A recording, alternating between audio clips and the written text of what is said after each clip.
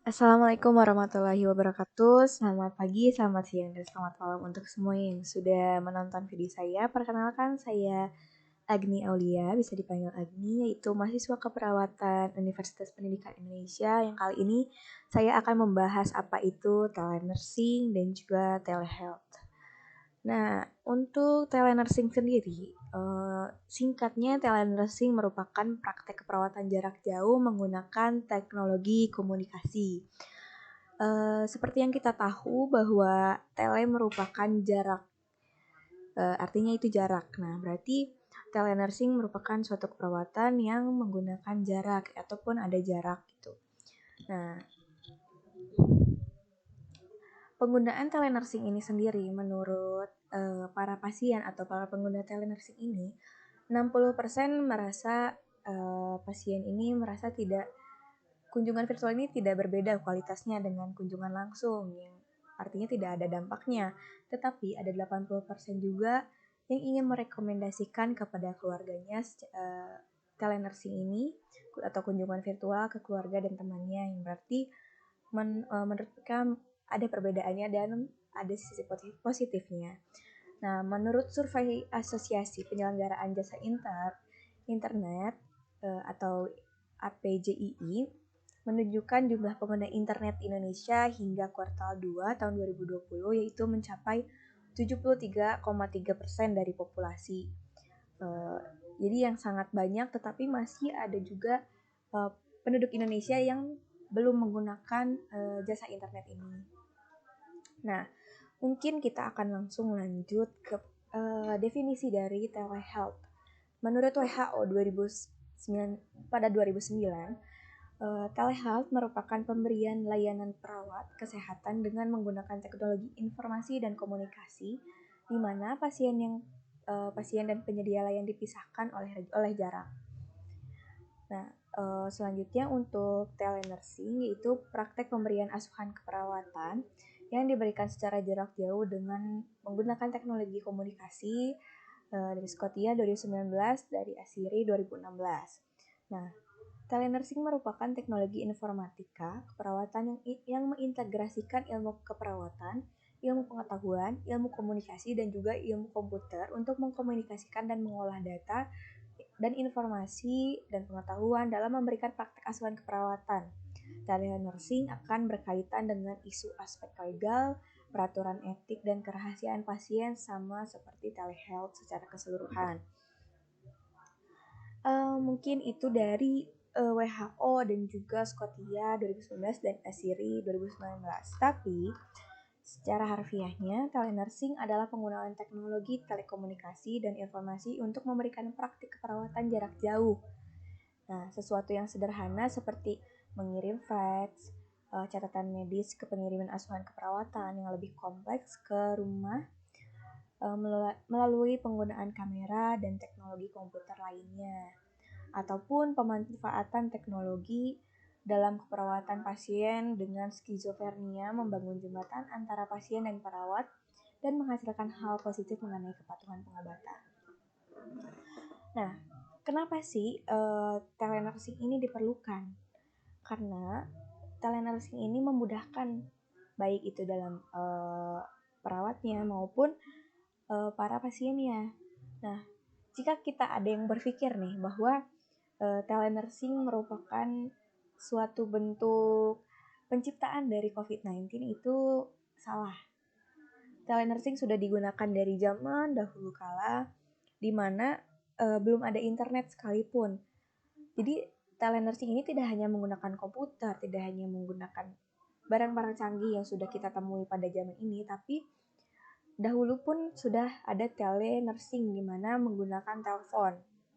Ketika Alexander Graham Bell menciptakan telepon, nah, di situ juga termasuk telehealth ketika ada pasien yang berkonsultasi ataupun bertanya menggunakan telepon tersebut. Nah, jadi bukan hanya kali ini aja, tapi tidak salah juga pada COVID-19 juga banyak aplikasi-aplikasi yang mulai memperbarui atau mulai menciptakan telenursing atau telehealth ini.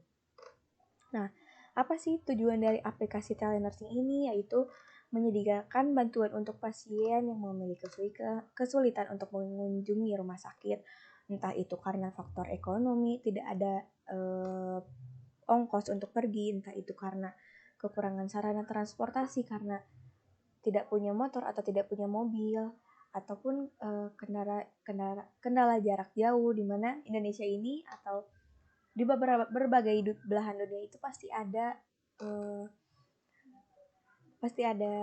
tempat-tempat terpencil yang sulit sekali diakses, ataupun pasien lansia, pasien penyakit kronis yang dirawat di rumah, yang pasiennya pun kesulitan untuk keluar dari rumah atau berpergian. Nah, ini tujuannya diciptakan aplikasi telenursing.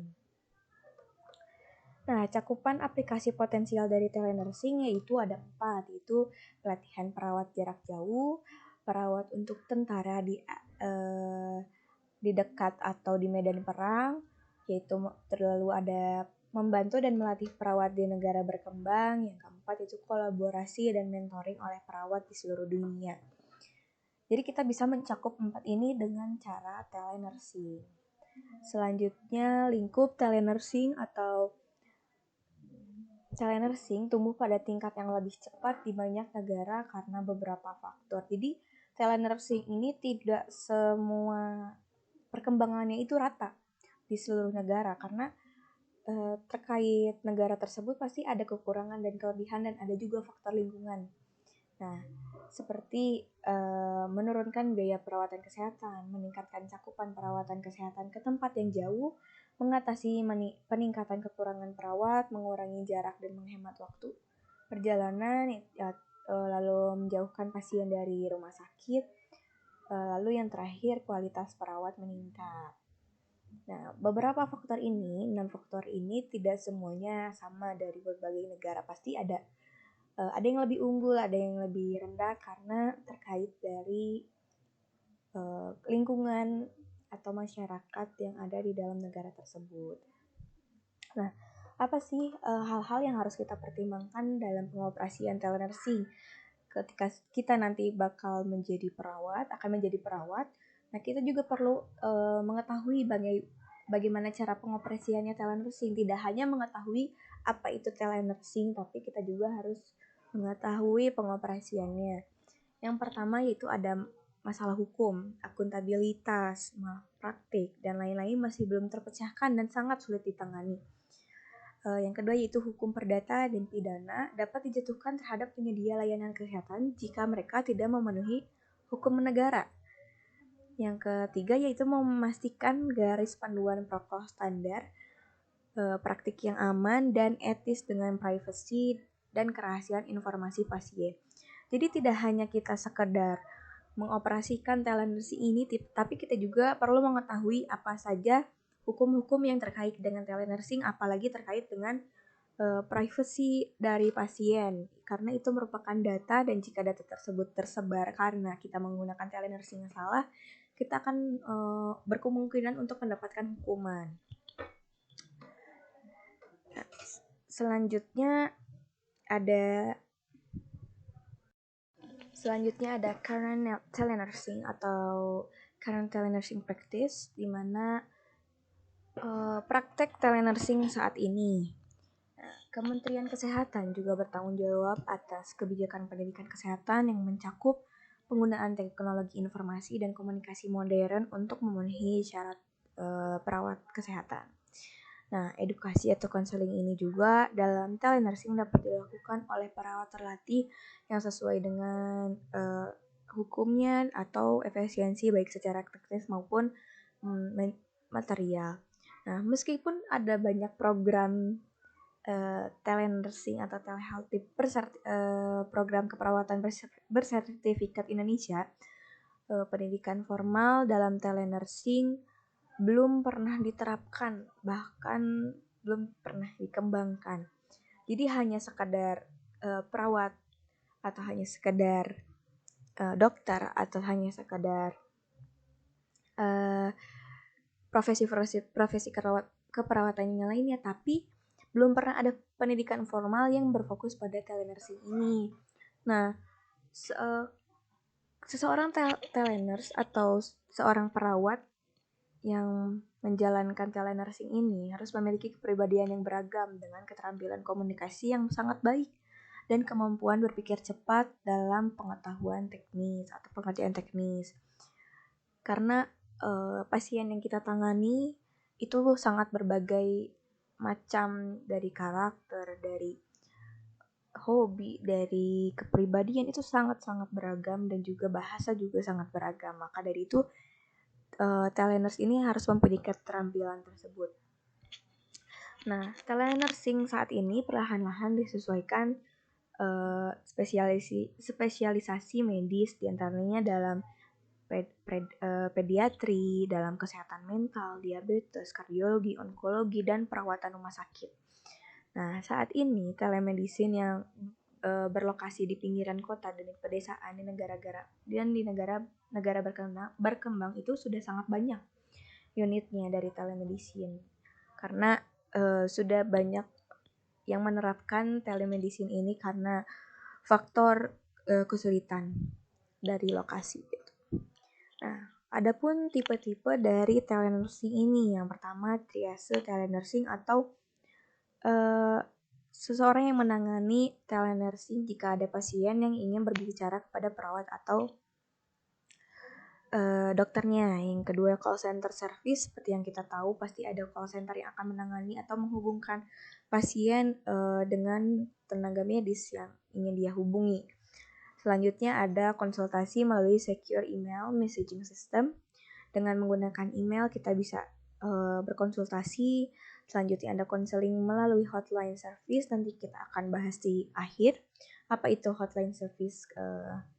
Selanjutnya ada discharge planning telenursing, lalu ada home visit telenursing, di mana saya sendiri pun sudah pernah mengetahui ini ketika kita akan dites COVID-19. Para tenaga kesehatan yang akan datang ke rumah kita untuk memberikan home service atau pengetesan di dalam rumah, karena takut jika kita keluar akan menyebarkan virus-virus. Selanjutnya ada audio atau video conferencing antara pasien dengan petugas kesehatan atau dengan sesama petugas kesehatan, seperti menggunakan Zoom, Google Meeting, atau mungkin video call.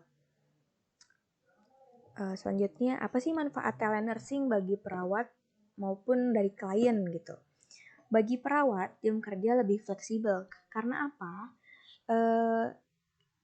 Pada saat perawat menggunakan jasanya atau melakukan kegiatannya, jam kerja ini sangat fleksibel, mau malam hari, mau pagi hari, mau kapanpun. Ketika memanfaatkan telenursing ini sangat-sangat fleksibel, hanya menggunakan teknologi yang ada.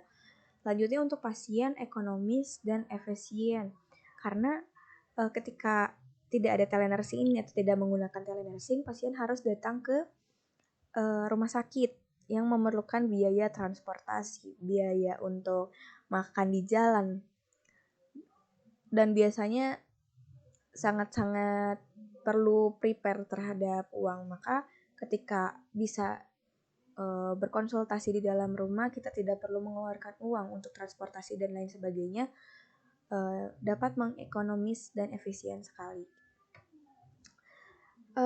Perawat, yaitu kepuasan dan kenyamanan kerja. Pasti mendapatkan kepuasan dan kenyamanan kerja, karena biasanya perawat sibuk harus datang ke ruangan ini lalu ke ruangan ini. Tapi ketika ada telenursing, kita hanya menggunakan satu laptop saja gitu. Nah, sedangkan untuk pasien meningkatkan partisipasi aktif keluarga. Ketika kita menggunakan telenursing, pasti ada keluarga yang membantu ataupun melibatkan keluarga dalam pengkomunikasian ini. Selanjutnya, efektivitas biaya, menurunkan biaya transport, meningkatkan penghasilan yang sudah saya tadi jelaskan itu. Selanjutnya ada efisiensi peluang untuk pengembangan keterampilan yang meningkat, di mana perawat ini bisa tidak hanya meningkatkan skill dalam kesehatan, tapi perawat juga bisa meningkatkan dalam skill teknologi gitu. Nah, sedangkan untuk pasien itu meningkatkan akses pelayanan kesehatan dan keperawatan Yang terakhir itu meningkatkan kenyamanan pasien dan keluarga. Jadi keluarga atau pasien tidak perlu datang subuh-subuh untuk mengambil tiket, menunggu antrian, lalu bahkan tertidur di ruang tunggu yang sangat-sangat tidak nyaman. Ini semua akan teratasi karena adanya telenursing. Nah, tetapi telenursing di balik manfaat-manfaatnya pun memiliki beberapa tantangan dari telenursing. Yang pertama, kesulitan dalam penggunaan teknologi karena kurangnya petunjuk, pendidikan, bantuan, dan dukungan dari bagi perawat maupun pasien.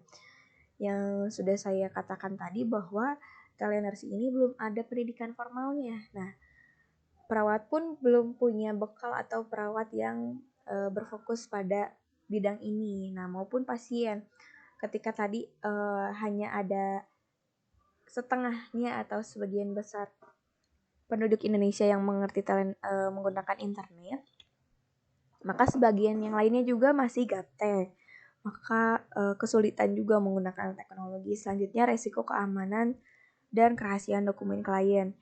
Seperti yang kita tahu bahwa ketika kita mengirimkan dokumen di sosial media itu pasti akan ada kemungkinan untuk dihack atau data kita akan tersebar karena ada beberapa orang yang dapat mengotak-atik sampai sana gitu. Selanjutnya ada kurangnya dukungan emosional dan sentuhan terapeutik yang dirasakan pasien dibandingkan dengan kita berbicara langsung dengan perawat dan dibandingkan dengan telenursing yang hanya menggunakan handphone atau laptop. Nah, perawat juga kita kan belajar komunikasi terapeutik di mana kita harus mendekatkan diri kepada pasien agar pasien tersebut merasa trust atau pasien tersebut percaya kepada kita sebagai perawat dengan ada pendekatan verbal dan non-verbal dan yang lainnya. Nah, tapi ketika kita tidak bertemu dengan pasien, akan kesulitan untuk menjalin hubungan tersebut karena tidak adanya sentuhan terapeutik yang dirasakan oleh pasien.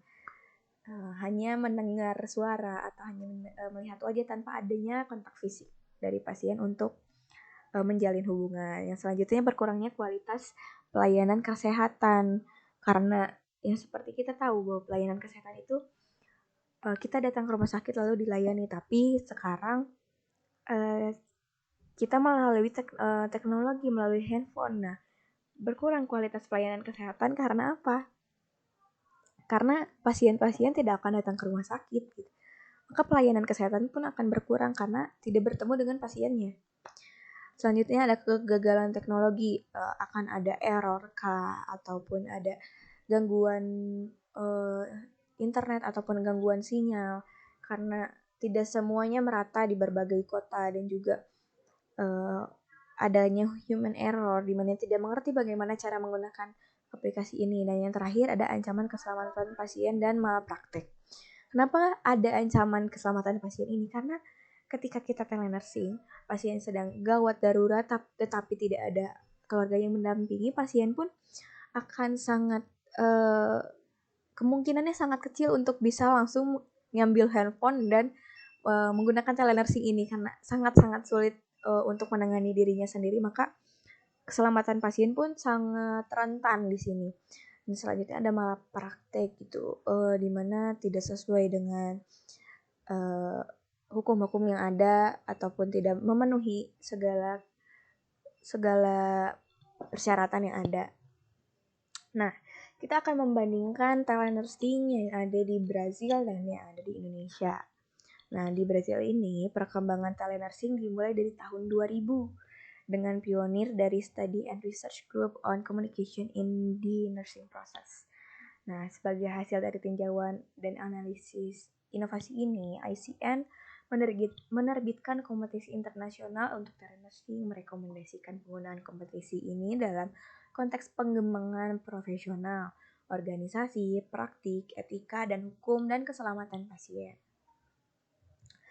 Nah, di Brazil juga telenursing dapat dan harus menggunakan struktur yang ada dalam perguruan tinggi secara maksimal dalam pelatihan dan pengembangan sumber daya manusia keperawatan antara intuisi, mendekatkan guru dan siswa sekaligus memperkaya memperkuat pengalaman pembelajaran. Nah, di Brazil juga ada 3 jenis informasi pasien yang dibutuhkan dalam telenursing ini. Yang pertama yaitu pertukaran email tertulis dengan konsultasi harian, yang kedua email TTV atau tanda-tanda vital yang dikirimkan secara teratur, yaitu yang ketiga yaitu pesan video dengan konsultasi kesehatan aktual melalui gambar video.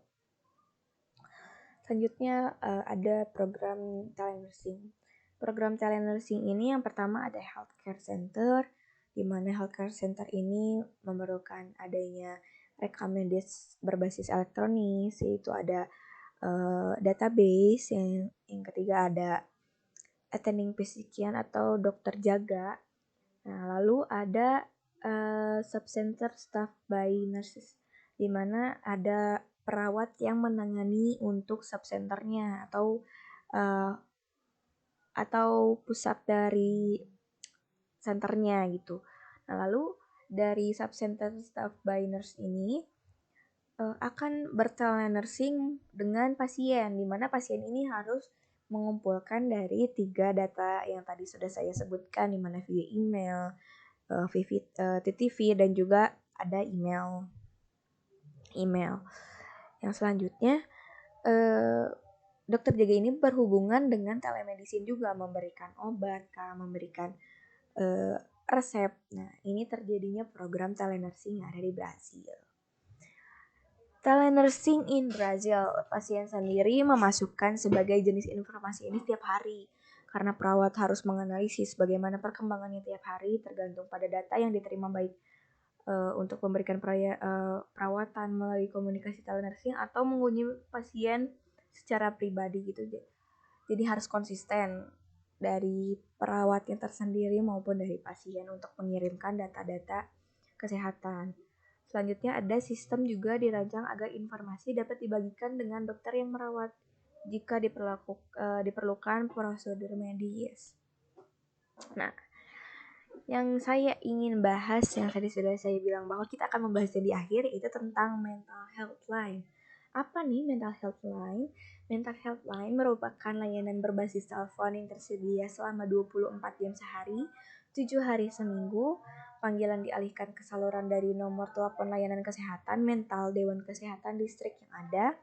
Layanan menilai kebutuhan dan risiko perawatan kesehatan mental. Penggunaan layanan berdasarkan gejala yang dilaporkan, menggunakan alat penilaian risiko standarisasi dan terkomputerisasi, mengarahkan ke tingkat dan waktu yang tepat dari layanan kesehatan mental, serta mengidentifikasi waktu di mana itu harus terjadi dan memberikan informasi kesehatan mental dan dukungan umum.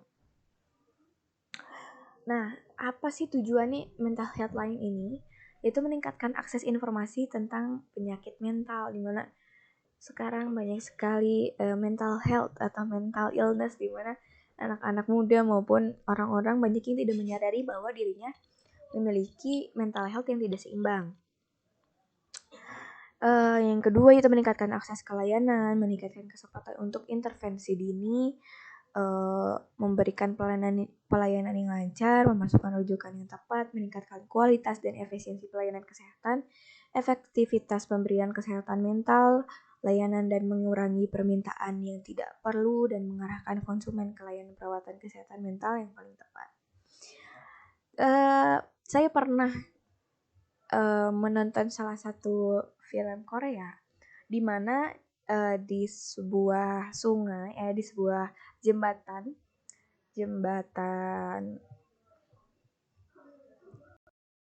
yang berada di Korea Selatan, yang tepatnya ada di Seoul, saya lupa namanya apa. Tetapi di jembatan ini sangat-sangat rentan terjadi bunuh diri.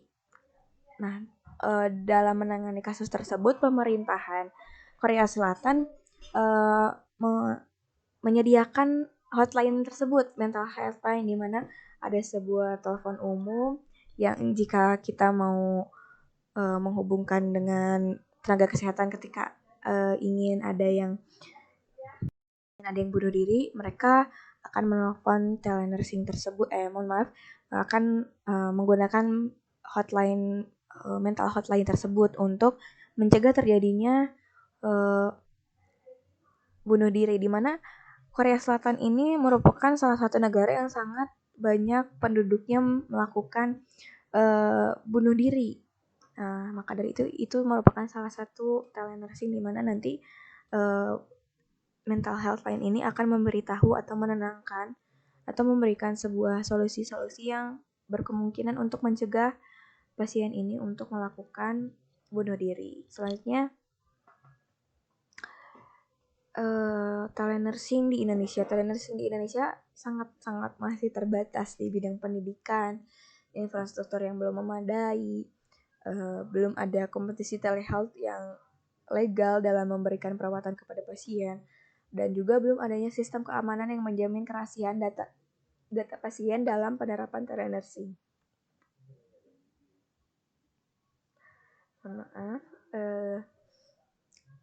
Seperti yang kita tahu bahwa Indonesia tuh hanya terfokus pada perawatan umum tanpa ada belum ada atau belum pernah dikembangkan mengenai telenursing ini karena belum ada yang legal dan juga infrastruktur yang belum memadai, belum ada keamanan dalam bidang IT yang terpercaya untuk menjaga kerahasiaan data dari pasien. Dimana sekarang pun kita tahu bahwa Kominfo dari Menteri Kominfo Indonesia itu sedang ada peretasan data oleh hacker-hacker yang ada, lalu bocorlah sebagai macam. Nah, ketika dokumen negara rahasia pun bisa terjajah, apalagi data-data pasien ini sangat-sangat rentan. Oleh karena itu belum sangat-sangat berbahaya bagi pasien yang ada di Indonesia. Nah, strategi pengembangan telenursing di Indonesia itu pemahaman yang baik tentang pelayanan kesehatan dan permasalahannya, serta harus ada fasilitas, teknologi, infrastruktur, jaringan yang tersedia, kerjasama sinergis yang berbagai pihak, di mana Indonesia sangat-sangat banyak pulau, beribu-ribu pulau, di mana tidak semua di dalam pulau ini memiliki kualitas internet yang sangat baik. Untuk listrik pun mereka belum bisa mendapatkan, apalagi internet. Dan apalagi menggunakan teknologi, mereka masih sangat asing terhadap itu.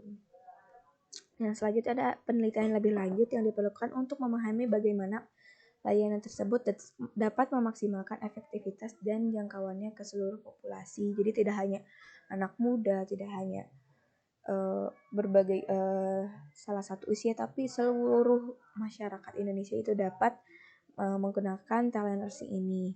Nah, lalu apa hubungannya telenursing ini dengan klien skizofrenia di Indonesia? Telenursing ini yang umumnya digunakan dalam keperawatan pasien dengan skizofrenia adalah praktik berbasis telepon, di mana pasien akan menggunakan pesawat telepon untuk berkonsultasi dengan perawat. Yaitu layanan perawatan menjadi lebih mudah, biaya perawatan menurun, serta kualitas perawatan juga meningkat. Penerapan telenursing membantu pasien skizofrenia dalam kepatuhan obat. Ketika pasien skizofrenia ini perlu adanya obat jangka panjang, di mana mereka harus terus meminum obat dalam jangka waktu tertentu dan harus rutin, serta jamnya itu jam yang sama. Nah, perawat pun dapat melakukan teknologi telenursing ini untuk mengingatkan pasien untuk minum obatnya pada jam yang tepat, pada waktu yang tepat, serta sangat-sangat konsisten. Nah, penerapan telenursing pada klien dengan skizofrenia di Indonesia yaitu membantu pasien skizofrenia dalam proses pemecahan masalah dengan mengidentifikasi, menghasilkan, dan memilih solusi, serta menindaklanjuti keefektifan solusinya, lalu mengurangi jumlah hari untuk dirawat lagi di rumah sakit, ada menekan angka kesembuhan, ada meningkatkan kepatuhan pengobatan psikiatri, dan juga mengurangi keparahan gejala kejiwaan karena adanya telenursing ini untuk pasien skizofrenia. Tetapi adapun kendala-kendala telenursing di Indonesia, yang pertama infrastruktur. Di beberapa daerah kecil di Indonesia masih dirasa belum memadai. Aspek legal di Indonesia masih belum memiliki undang-undang yang pasti mengatur penggunaan telenursing ini. Yang terakhir, yang pasti keamanan kemungkinan pencurian data pasien yang dapat dilakukan melalui media internet sangat-sangatlah besar. Dari tadi kita sudah mengulang bahwa Indonesia belum pemerataan internetnya belum ada. Indonesia masih bisa dijajah oleh hacker. Indonesia belum memiliki undang-undang ataupun sekolah legal untuk telenursing ini karena jadi Indonesia menurut saya belum terlalu siap untuk menerapkan telenursing ini karena lebih banyak ancaman-ancaman yang ada gitu. Nah, tren masa depan ada apa sih tren kesehatan yang akan ada di masa depan? Yang pertama itu ada pengembangan aplikasi telehealth di masa depan memungkinkan alat observasi yang dapat ditempatkan ke dalam tubuh pasien sehingga mendapatkan hasil observasi atau informasi kesehatan pasien lebih cepat dan tepat. Seperti kita tahu dahulu kala bahwa ada pasien yang menderita diabetes, di mana diabetes tingkat 1 mereka perlu menyuntikkan secara manual kepada tubuhnya. Tetapi sekarang karena adanya tren kepraktisan, diciptakanlah alat di mana hanya kita memasukkan ke pompa lalu berbentuk seperti radio kecil disimpan di pinggang, lalu ketika pasien tersebut membutuhkan insulin itu akan keluar sendiri tanpa kita harus menyuntikannya secara manual. Nah, insulin ini akan masuk dan dipompa, disalurkan ke dalam tubuh melalui alat tersebut gitu. Selanjutnya ada ilmuwan Universitas Stanford di mana mendemonstrasikan sebuah alat yang cukup kecil berenang melalui vena untuk melihat apa saja yang ada di dalam vena. Alat kecil ini seperti robot yang berenang melalui vena, melihat sekitar vena apa ada yang salah atau apa, tapi masih dikembangkan dan juga masih didemonstrasikan. Selanjutnya ada US Food and Drug Administration, di mana juga membenarkan bahwa microchip dapat ditambahkan ke dalam pil sehingga dapat melakukan pengawasan secara langsung kepada pasien. Tidak hanya harus bertemu dengan pasien, tapi dalam chip tersebut sudah ada data-data yang nanti akan perawat terima dari data-data kesehatan pasien tersebut. Selanjutnya nih, peran perawat untuk tren dari kesehatan nanti, yaitu sebagai pemberi asuhan keperawatan, sebagai komunikator, sebagai edukator, sebagai advokat, sebagai konselor, sebagai pembawa perubahan, sebagai pemimpin, sebagai manajer, dan juga sebagai peneliti. Nah, sangat-sangat banyak peran perawat dalam telenursing di masa depan ataupun tren kesehatan yang akan ada di zaman mendatang. Oleh karena itu kita harus memiliki aspek-aspek yang diperlukan. Kita harus bisa menjadi sebagai advokat. Kita tidak hanya memberikan askep atau hanya memberikan obat, tapi kita harus bisa menguasai seluruh keseluruhan. Nah, selanjutnya seorang perawat yang melakukan pelayanan keperawatan jarak jauh tetap menggunakan proses keperawatan untuk mengkaji, merencanakan implementasi, mengevaluasi dan mendokumentasikan asuhan keperawatan menurut Sanderson 2018, dan telenursing tetap mengharuskan adanya hubungan terapeutik antara perawat dan klien. Dalam telenursing, hubungan tersebut dapat terbina melalui pengguna telepon, internet, atau alat komunikasi yang lainnya menurut Scotia 2017. Nah, bisa disimpulkan bahwa telenursing, telehealth, dan juga mental health line itu perlu pengkajian lebih lanjut, perlu pengawasan yang lebih lanjut maupun penelitian yang sangat-sangat cocok dan kerahasiaan pasien itu terjaga, bahkan mempertimbangkan juga aspek-aspek terkecilnya agar tidak terjadinya malpraktek ataupun kegagalan dalam hal kesehatan. Baik, sekian dari saya. Jaga terus kesehatan dan juga jangan lupa berkembang untuk teman-teman keperawatan saya. Saya pamit undur diri. Wassalamualaikum warahmatullahi wabarakatuh.